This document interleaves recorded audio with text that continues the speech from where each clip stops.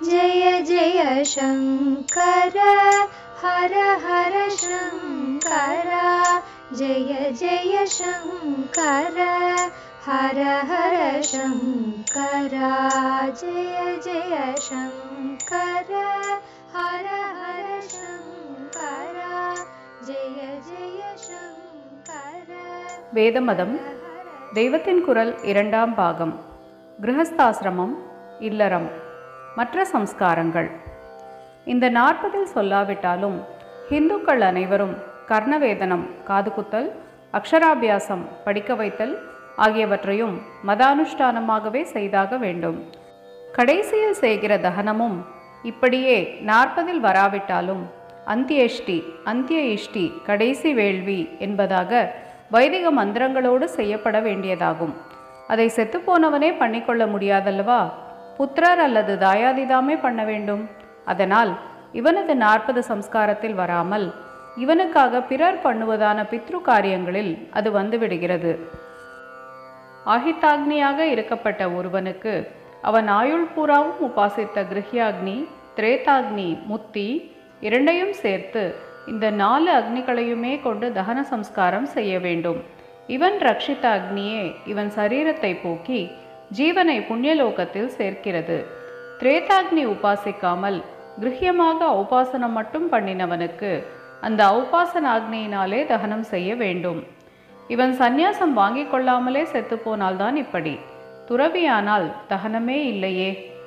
தகன சம்ஸ்காரம் அந்தியஷ்டி என்றே யாகமாக சிறப்பிக்கப்படுவதால் முன்பே பிரம்மச்சரியம் என்ற உரையில் நைஷ்டிக பிரம்மச்சரியம், இல்லற வாழ்க்கை என்ற உட்பிரிவில் சொன்ன மாதிரி மிகவும் பக்குவமானவர்கள் தவிர பாக்கி பேரெல்லாம் சந்நியாசம் வாங்கி கொள்ளாமலே வாழ்க்கையை முடிப்பது சாஸ்திர சம்மதம்தான் என்று தெரிகிறது. எல்லா கிரகஸ்தருக்கும் சந்நியாசம் கம்பல்சரி கட்டாயம் என்றால் இந்த தகன கர்மா அவர்களுக்கு இராதே. அது இருப்பதாலேயே சந்நியாசம் கம்பல்சரி இல்லை என்றாகிறது. உடன்கட்டை ஏறுதல். இதை சொல்லும்போது இன்னொன்றும் தோன்றுகிறது. இப்போது பலர் சதி, சககமனம், உடன்கட்டை ஏறுதல் என்ற பெயர்களில் பத்தியோடு சேர்த்து பத்னியையும் உயிரோடையே தகனம் செய்வது வலுக்கட்டாயமாக நடத்தப்பட்டு வந்தது என்கிறார்கள். கொடூரமாக ஸ்திரீகளை சிதையிலே தள்ளி கொளுத்தினார்கள் என்று வைகிறார்கள். எங்கேயாவது யாராவது இம்மாதிரி கொடூரமும் பண்ணியிருக்கலாமோ என்னவோ. ஆனால் இது பொது விதி இல்லை. இஷ்டப்பட்டவர்கள் மட்டும்தான், பரம பதிவிரதைகளாக இருந்தவர்கள்தான் புருஷன் போன பின் ஜீவனை வைத்துக்கொண்டு இருக்க முடியாமல் துடித்து தாங்களாக பிரியப்பட்டு உடன்கட்டை ஏறியிருக்கிறார்கள். என் பால்யத்தில் கூட இப்படிப்பட்ட பதிவிரதைகளை பற்றி கேட்டிருக்கிறேன். ஐயோ, உயிரோடு இப்படி அக்னியில் பொசுங்குகிறாயே என்று பந்துக்கள் கதறிய போது அக்னி பொசுக்கவே இல்லை, புருஷனை ஆலிங்கனம் செய்து கொள்கின்ற சுகத்தோடாக்கும் சாகிறேன் என்று சிரித்து கொண்டே சொன்னபடி தகனமாயிருக்கிறார்களாம். ஆஞ்சநேயரின் வாலில் வைத்த நெருப்பு சீதையின் பாதிவிரத்தியத்தால், கற்பு சக்தியால் அவரை பாதிக்காமலே இருந்தது. குமாரிலபட்டர் உமிக்காந்தல் அக்னியில் கருகின போது எதிரே நின்ற நம்முடைய ஆச்சாரியாளின் சாநித்தியத்தால் அவருக்கு உஷ்ணமே தெரியாமல் ஜில் என்று இருந்தது. தெய்வத்தின் குரல் முதற்பகுதி, முருகனின் வடநாட்டு அவதாரம் பார்க்க. அநேக பதிவிரதைகளுக்கு அவர்களுடைய பத்தி பக்தியினாலேயே சிதாக்னி சந்தனமாக இருந்திருக்கின்றது. அவர்கள் கட்டியிருந்த புடவை அத்தனை அக்னியிலும் எரியாமலே இருக்கும். அதை எடுத்து வந்து பூஜை பண்ணுவது உண்டு. இன்னும் உயர்ந்த கற்பரசியானால் பதியின் உயிர் போனவுடனேயே இவர்களது பிராணனும் தானாக போய்விடும். கண்ணகி கதையில் பாண்டியராணி இப்படித்தான். புருஷன் குற்றம் செய்து விட்டோமே என்று பிராணத்தியாகம் பண்ணினதும் தானும் உயிரை விட்டுவிட்டாள். அஷ்டபதி பாடின ஜெயதேவருடைய பத்னி பத்மாவதியை பற்றியும் இப்படி ஒரு கதை உண்டு. அவளுடைய பாதிவிரத்தியத்தை சோதித்து பார்க்க வேண்டும் என்று ராணி தமாஷுக்காக அவளிடம் ஜெயதேவர் எங்கோ போன இடத்தில் மரணமடைந்து விட்டார் என்று சொன்னவுடனேயே அவளுடைய பிராணன் போய்விட்டது. இப்படி யோஜனை போதாமல் அனர்த்தம் பண்ணிவிட்டோமே என்று ராணி ரொம்ப பச்சாதாபப்பட்ட பின் ஜெயதேவரே கிருஷ்ண பரமாத்மாவின் அனுகிரகத்தால் பத்மாவதியை உயிர்ப்பித்தார் என்று கதை. இம்மாதிரி கற்பிலே உச்சநிலையில் இருக்கிற ஸ்திரீகள்தான் உடன்கட்டை ஏறினார்களே தவிர பிறர் வலுக்கட்டாயப்படுத்தி ஸ்திரீகளை புருஷர்களோடு போட்டு கொளுத்தி விடவில்லை. வலுக்கட்டாயம் செய்யாததோடு இஷ்டப்பட்டு சககமனம் செய்ய போனவர்களை தடுத்தும் கூட இருக்கிறார்கள். பாண்டுவின் 2 பத்னிகளில் மாத்ரி இவள்தான் நகுல சகாதேவர்களின் தாயார். தன்னோடு பாண்டு சேர்ந்ததால் தானே பூர்வ சாபப்படி சாகும்படி ஆயிற்று என்று வேதனைப்பட்டு பிராயச்சித்தமாக உடன்கட்டை ஏறினாள். இதை அனுமதித்த பெரியவர்களே குந்தியும் உடன்கட்டை ஏறப்போன போது, கூடாது கூடாது, நீ உயிரை வைத்து கொண்டு இந்த 5 குழந்தைகளையும் வளர்த்து ஆளாக்குவதுதான் முறை என்று தடுத்ததாக பாரதத்தில் பார்க்கிறோம். அப்பர் சுவாமிகள் அந்த பெயர் பெறாமல் மருள் நீக்கியார் என்ற பெயரில் பாலராக இருந்தபோது அவருடைய தகப்பனாரான புகழனார் மரணமடைந்து விட்டார். அப்பொழுது பதிவிரதையான மாதினியார் என்ற அவருடைய பத்னி உடன்கட்டை ஏறினாள் என்று பெரிய புராணம் சொல்கிறது.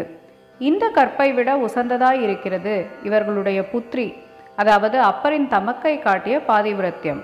அவளுக்கு திலகவதி என்று பெயர். சின்ன வயசுதான், இன்னும் கல்யாணம் ஆகவில்லை. கல்யாணம் ஆகாமலே கற்பு என்பதுதான் இதில் விசேஷம். பல்லவ ராஜாவிடம் சேனாதிபதியாக இருந்த கலிப்பகையார் என்பவருக்கு இவளை கல்யாணம் பண்ணி கொடுப்பதாக நிச்சயம் பண்ணியிருந்தார்கள். ஆனால் புகழனார் இருந்த அதே சமயத்தில் நல்ல வாலிபரான கலிப்பகையும் யுத்த பூமியில் வீரஸ்வர்க்கம் அடைந்து விட்டார் என்ற தகவல் வந்தது. உடனே அந்த சின்ன பெண், அவருக்கென்று என்னை எப்போது பெரியோர்கள் நிச்சயம் செய்துவிட்டார்களோ அப்போது அவருக்கு நான் மனைவிதான். எனக்கு இந்த எண்ணம் வந்த பிறகு நான் இன்னொரு ஆடவனுக்கு மாலையிட மாட்டேன். அவர் போய்விட்டதால் நானும் பிராணத்தியாகம் பண்ணிவிடப் போகிறேன் என்று அதிசயமான கற்பு வேகத்தில் புறப்பட்டு விட்டாள். அப்புறம்தான் அப்பர் ரொம்பவும் அழுது அவளை தடுத்து, அப்பா அம்மா இருவரும் போன பின் நீயும் இல்லாமல் சின்னஞ்சிறுவனான நான் தன்னந்தனியாக என்ன பண்ணுவேன்? நானும் உன் பின்னாலேயே பரலோகம் வந்துவிடுகிறேன் என்று பிடிவாதம் செய்தார். வேறு வழியின்றி தம்பியின் பராமரிப்புக்காக பரமத்தியாகமாக அவள் உயிர் வாழுவது என்று முடிவு செய்தாள். திலகவதி என்ற பெயருக்கேற்ப மாதர்குல திலகம் என்கிறார்களே, அப்படி வாழ்ந்தாள். பிற்பாடு ஜைனத்துக்கு போய் தர்மசேனராகிவிட்ட மருள் நீக்கி மறுபடி சைவத்துக்கு வந்து நாம் எல்லோரும் கொண்டாடும் அப்பர் சுவாமிகளாக ஆனதற்கு அவள்தான் காரணம். அது வேறு கதை. ராஜஸ்தானத்து உத்தம ஸ்திரீகள் இந்த சககமன நெறியை விசேஷமாக அனுஷ்டித்திருக்கிறார்கள். நான் சொல்ல வந்தது கட்டாய உடன்கட்டை கிடையாது என்பது. ஆனால் தாமாக இப்படி பிராணத்தியாகம் பண்ண முன்வருபவரை ரொம்பவும் மதித்து அப்படி பண்ண நம் சாஸ்திரம் அனுமதித்திருக்கிறது. பதி போன பின் நாம் உயிரை வைத்து கொண்டிருக்க முடியாது என்று நினைக்கும் உயர்ந்த உணர்ச்சி இன்றைக்கும் யாராவது லட்சத்தில் கோடியில் ஒரு ஸ்திரீக்கு இருக்கத்தான் செய்கிறது. அதனால்தான் எப்போதாவது வருஷத்துக்கு ஒரு தரமாவது ஏதாவது ஊரில் இப்படி ஒரு ஸ்திரீ உடன்கட்டை ஏறினாள். சட்டம் இடம் தராத போதிலும் பந்துக்கள் தடுத்த போதிலும் கேட்காமல் இப்படி பண்ணினாள் என்று பேப்பரில் பார்க்கிறோம். பழைய காலத்து உடன்கட்டைகளை விட இதுதான் ரொம்ப விசேஷம் என்று எனக்கு தோன்றுவது உண்டு. பூர்வத்தில் அந்த லட்சியத்துக்கு அனுகூலமான சூழ்நிலை இருந்து பல பேர் அப்படி செய்தார்கள். இதனால் பிரத்தியார் கட்டாயப்படுத்தாவிட்டாலும் இப்படி பல பேர் போவதை பார்த்து அவர்களுக்கு உத்தம லோகம் சித்திப்பதாக சொல்கிறார்களே என்று தாங்களாகவே அரைமனசாக ஓரிரண்டு பெண்கள் அக்காலத்தில் சககமனம் பண்ணியிருக்கலாம். இன்றைக்கோ அப்படிப்பட்ட சூழ்நிலை இல்லாததால் இத்தனை கலிப்பிரவாகத்தில் சீர்திருத்த நாட்களில் யாராவது உடன்கட்டை ஏறினால் இதுதான் ரொம்ப ஜெனுவன், உண்மையானது என்று நினைக்கிறேன். இதே மாதிரி இன்னொன்றை கூட நினைப்பதுண்டு. குருகுலவாசம் வேண்டும் என்று நான் அடிக்கடி சொல்கிறேன் அல்லவா? சதி மாதிரிதான் இதுவும் இப்போதைய சூழ்நிலையில் மறந்தே போன விஷயம் ஆகிவிட்டது.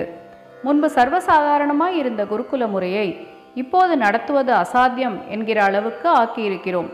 இப்படி இருக்கிற நிலையிலேயே இன்னமும் யாராவது ஒரு பையன் 2 பையன் பிக்ஷாச்சரியம் பண்ணி குருகுலவாசம் பண்ணினால் இதுதான் ஆதி காலத்தில் பண்ணினதை விடவும் ஜெனுவன் என்று நினைப்பதுண்டு.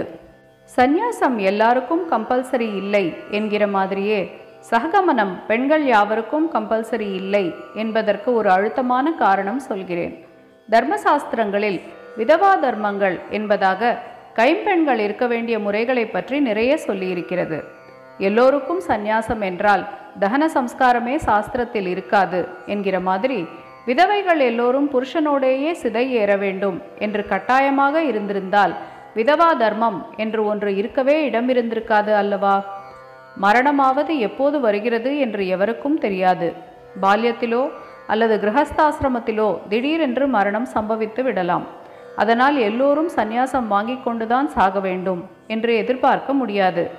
ஆனபடியால் இவர்களை உத்தேசித்தாவது தகன சம்ஸ்காரம் சொல்லித்தான் ஆக வேண்டும். விதவா தர்ம விஷயம் அப்படி இல்லை. புருஷன் போய்விட்டான் என்றால் உடனே ஒருத்தியை சேர்த்து கொளுத்தத்தான் வேண்டும் என்பது சாஸ்திர அபிப்பிராயமானால் அப்புறம் விதவா தர்மம் என்று ஒன்றை எழுதி வைக்க கொஞ்சம் கூட இடமில்லை. ஜெய ஜெய சங்கர ஹரஹர சங்கர. ஸ்ரீ மகாபெரிவா சரணம்.